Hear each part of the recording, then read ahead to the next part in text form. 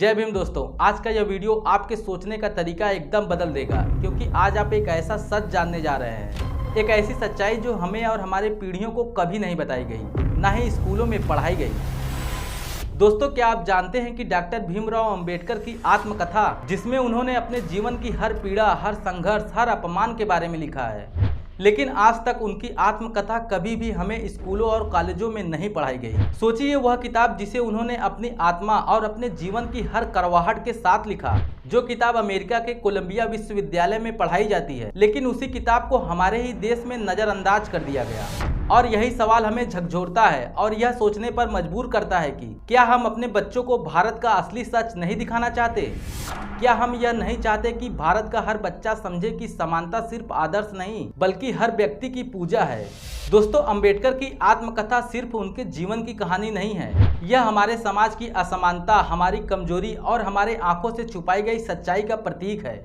इस किताब का हर पन्ना, हर शब्द हमारे भीतर सवालों के लाइन लगा देता है। अब सोचिए कि अगर हमारे भारत का हर बच्चा इस किताब को पढ़ता और समझता, तो क्या जातिवाद और भेदभाव भारत में इतने लंबे समय तक जीवित रह सकते थे? शायद नहीं।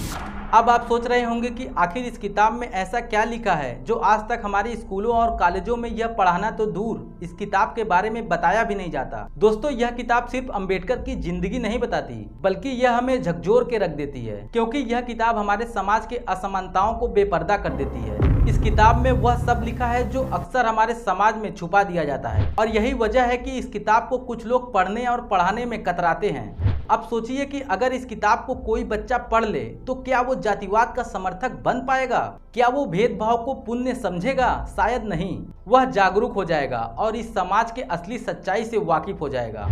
इसलिए इस किताब को आज तक कभी भी किसी भी स्कूल में नहीं पढ़ाया गया। यह और बात है कि अमेरिका जैसे विश्व के सबसे बड़े देश के कॉलेजों में यह किताब पढ़ाना अनिवार्य है। क्यों ऐसा? क्योंकि अमेरिका चाहता है कि मेरे लोग जाति, धर्म, भेदभाव जैसे पाखंडों से ऊपर उठे। वहीं दूसरी तरफ हमारा भारत है, जहां जातिवाद के बिना कुछ हो ही नहीं सकता। भेदभाव को तो यहां आज भी पुण्य माना जाता है। अब यहां सोचने वाली बात यह है कि आखिर ऐसा हो क्यों रहा है?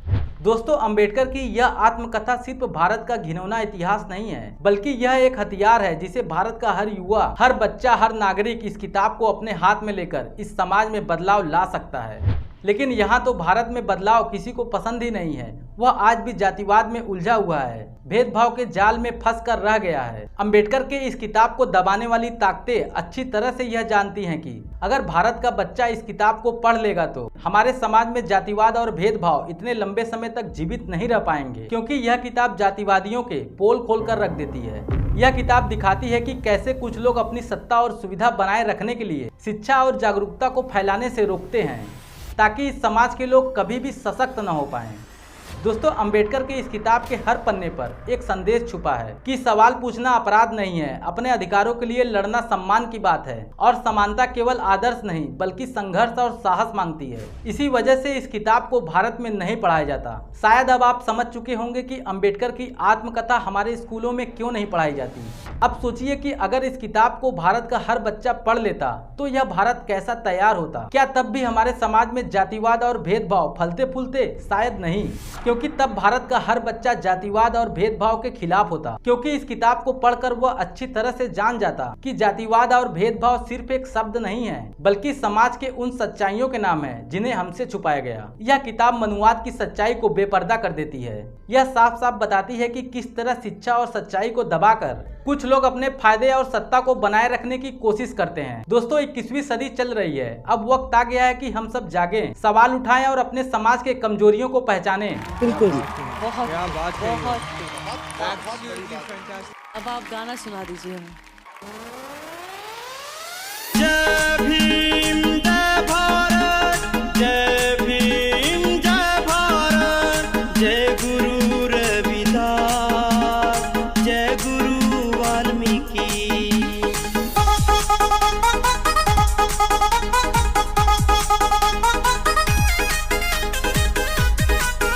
ये दोनों कौम ये इकट्ठी होगी, माहौल बदल जाएंगे।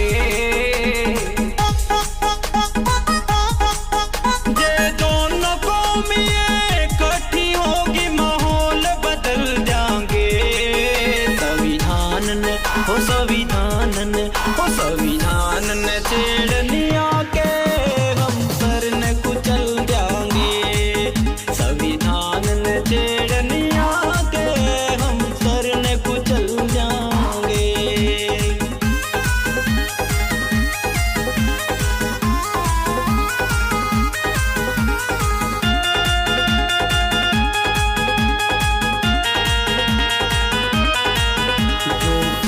गिरे से म्हारे में उन्हें सबक सिखाना है। इन मनुवादियों के डेरे को जड़ से मिटाना है। जो फूट गिरे से म्हारे में उन्हें सबक सिखाना है।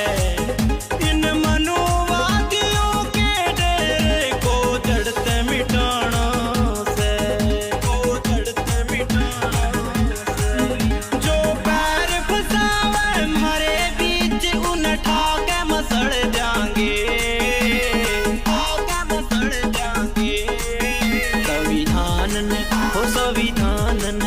संविधान ने छेड़निया के हम सर ने कुचल जाएंगे।